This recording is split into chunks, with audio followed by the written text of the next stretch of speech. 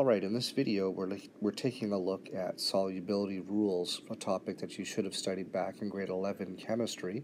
So we're going to quickly review those rules, and then we're going to apply them to predicting whether or not precipitates are likely to form when concentrated solutions of salts are mixed.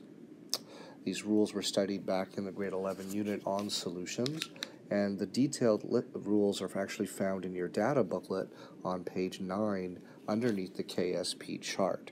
There's about 7 rules there which you can refer to, because we're only going to be looking at some of the more common ones on this sheet, on this video, but you may need the full list to do some problems. First of all, a basic, generally true statement about dissolving solids, and that's that their solubility in hot water is usually greater than in cold water. So solubility of salts is usually better in hot water than cold water. I say usually, there are some exceptions, but that's generally true. And that's because KSP values increase with temperature. So since these are endothermic processes usually, dissolving them at higher temperatures results in greater solubility. Gases, by the way, if you're dissolving a gas in water, the opposite is true. Gases are more soluble in cold water than in hot water. So for solids, dissolve in hot water if you want greater solubility. For gases, choose cold water. Now, some salts are very, very soluble in water. As a result, they're going to have really large KSP values. Think of them as being sort of like strong acids. Now, on our acid Ka chart, strong acids were listed, and they had values for Ka that said large. On a KSP chart, you're not going to find any salts that are very soluble in water. You're not going to find any salts on a KSP chart typically that have large KSPs. So that the KSP chart is only interested in those salts which are not very soluble in water. So they're going to show you salts with small KSPs.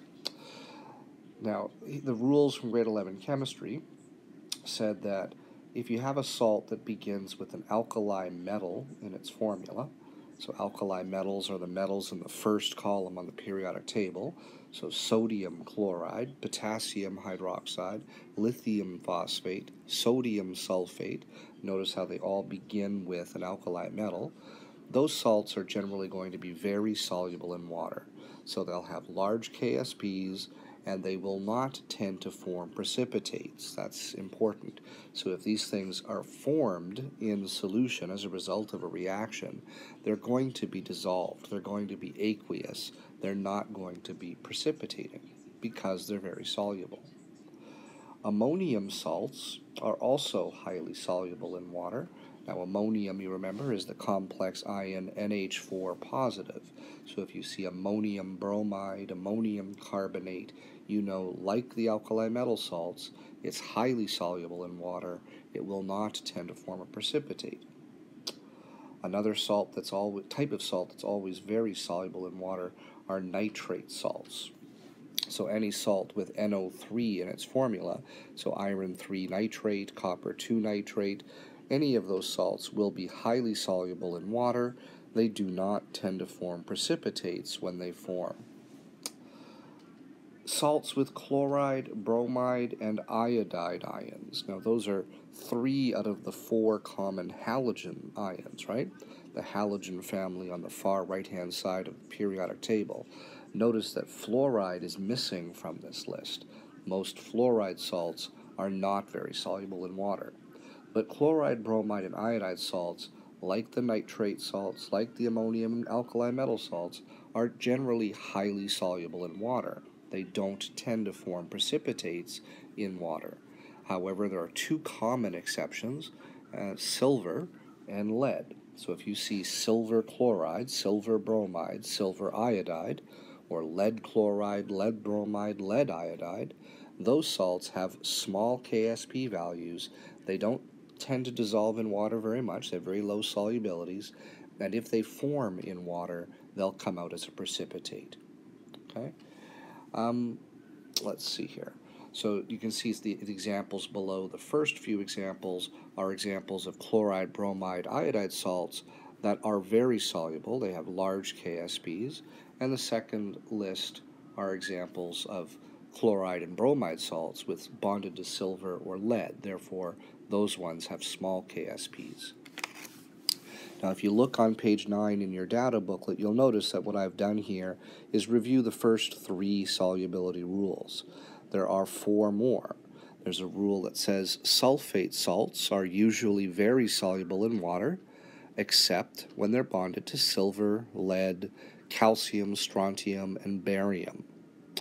Hydroxide salts are usually not very soluble in water, so they usually don't dissolve. They usually will form precipitates, except when they're bonded to alkali metal and ammonium ions, as well as calcium, strontium, and barium.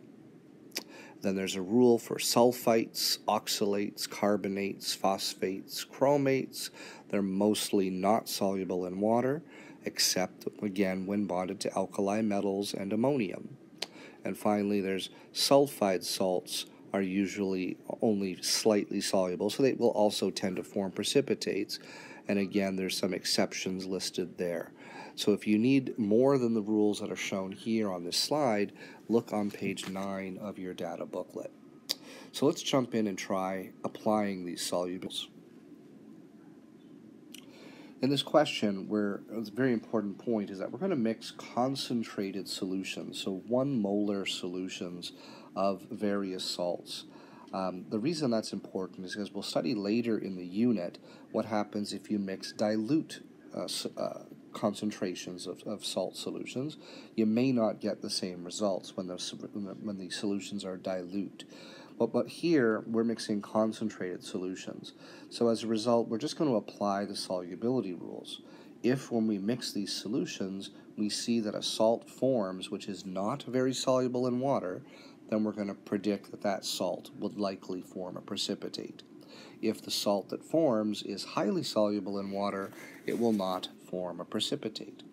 So let's jump in. We're mixing solutions of sodium hydroxide and potassium sulfate.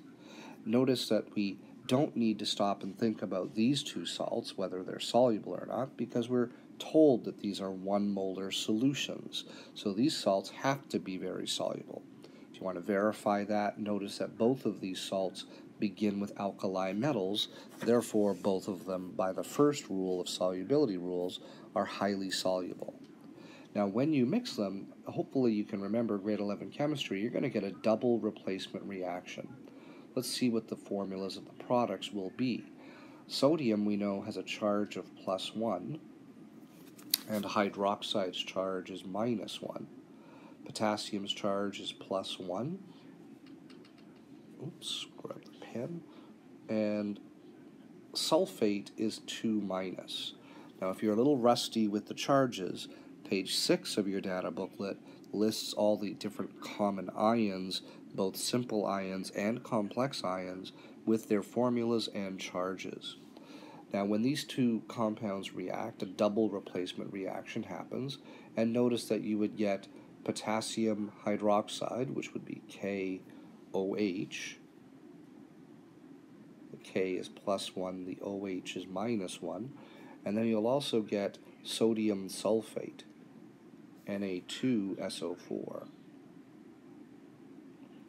Now, of those 2 salts, they're both highly soluble, aren't they? They both start with alkali metals, potassium hydroxide, sodium sulfate. So therefore, both of those salts, both of those products are highly soluble. They're not going to form precipitates. So neither one will precipitate. So when we mix these 2 solutions, nothing interesting is going to happen in terms of precipitation. In the second example, iron 3 nitrate is mixed with potassium hydroxide. We know that nitrate's charge is -1. There's 3 of them bonded to the iron, so its charge must be 3 positive here, which is why I said iron 3 nitrate. Potassium is +1, and hydroxide is -1. So when we see a double replacement reaction, the iron 3+ will go with the OH-. There's 3 OHs are going to be needed, so FeOH NO3 would be one product, and then K plus and NO3 minus, so KNO3 is the other product. Now, when you look at your solubility rules, let's decide whether these salts are soluble or not. The second salt, we can tell right away, it starts with an alkali metal, potassium, and it has that nitrate ion. So by two different rules, it's highly soluble. It's not going to form a precipitate. The first salt, though, if you look back in your data booklet to rule number 5, it said there that most hydroxide salts are only slightly soluble, so they're not very soluble in water. And then there are some exceptions. Rule 1, so the alkali metal and ammonium salts, and then calcium, strontium, and barium. Iron is not one of those exceptions, so iron hydroxide is going to be a precipitate. So there is the first precipitate that we're going to see. Because it's not very soluble, when it forms, when those solutions mix, it's going to come out as a precipitate. Silver nitrate and magnesium chloride. Silver is +1, nitrate is -1. Chlorides are -1, and therefore two of them, this magnesium is 2 positive. Okay? Now let's try to write the formulas of the products. Silver and chloride, the plus and the minus, so we'll get AgCl, and magnesium and nitrate. The magnesium is 2+, so we're going to need 2 of the nitrates, MgNO3, 2. So those are the 2 products that are forming when these solutions mix. Now, that may form, I should say. Now, when you look at them, you'll notice that the second one immediately jumps out at us. Again, it has nitrate in its formula. All nitrate salts are highly soluble in water, and therefore that's not going to be a precipitate. Silver chloride, we don't have a rule for silver, but we do have a rule that said chloride salts, along with bromide and iodides, are generally soluble in water. However, there were 2 common exceptions, silver and lead. So silver chloride is not going to be very soluble in water. It's going to be a precipitate. The last example here, sodium chloride and lead nitrate. So we have +1 and -1, and then -1, and therefore 2 positive, since there's 2 nitrates bonded to that lead. The products, when they trade partners, double replacement, will be lead chloride, PbCl2, and sodium nitrate, NaNO3. So again, we notice right away the second product here is not going to be a precipitate. It starts with an alkali metal, and it has nitrate. It's highly soluble in water. The first one, though, again has that chloride ion, so it should generally be very soluble, but there were 2 exceptions to that rule, and that's silver, which we saw in the last example, and lead. So lead chloride is not going to be very soluble in water. It's going to form a precipitate when mixed, as a result of mixing those 2 solutions. Now, remember that in reality, if you were to, we can write a chemical equation. The first one, NaOH plus K2SO4, forms KOH and Na2SO4. We could write that balanced equation. It would look like a chemical reaction is happening, but since no precipitate was forming, and no acid-base reaction forms, nothing like that, really no chemical reaction would be happening at all in that first example. In fact, sodium hydroxide dissolved in water doesn't exist as NaOH. It exists as dissociated Na-positive ions and hydroxide ions. The same thing's true for potassium sulfate. Potassium ions are floating around and sulfate ions are floating around.